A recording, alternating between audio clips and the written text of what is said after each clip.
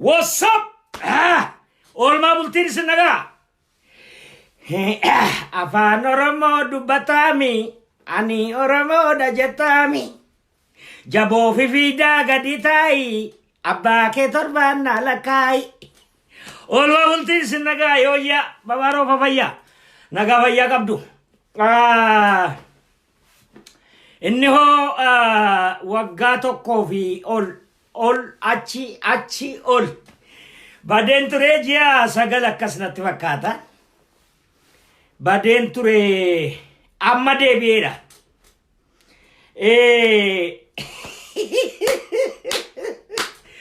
Waan argitee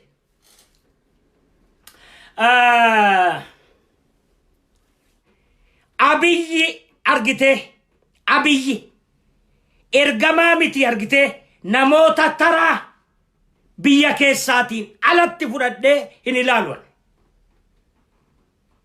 Kan hojjate haa galatoo. Nabiyyi isin jettan immoo an duraan isin jenne. Hin jenneen tasuman jenne. Viidiyoo kiyya irra deemaa dhaggeeffadha.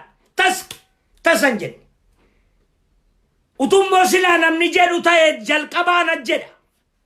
Mucaa ganda kiyyaati. Gandummaa isaatii wajjin haa awwaalamu yoo barbaade. Yaa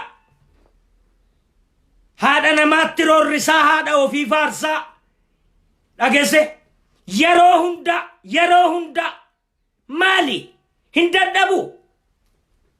Nama gadi hin baane godheeti beeta mangistii seene waggaa tokkotti haaromfate.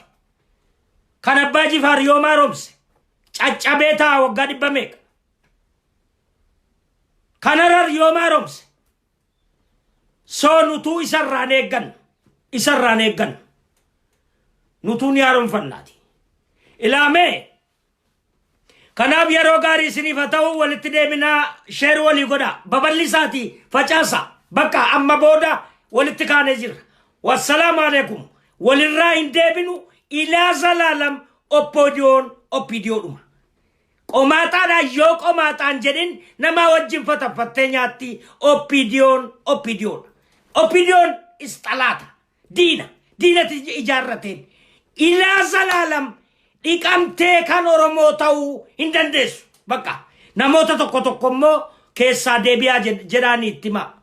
Bakka warra garaas hin nyaate deebi'aa jedhaanii lammaanis yoo dandeessan deebii jedhaanii kanaan ala qabsoottaa makamu.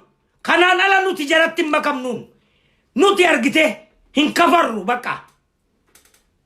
Haganuma. Thank you.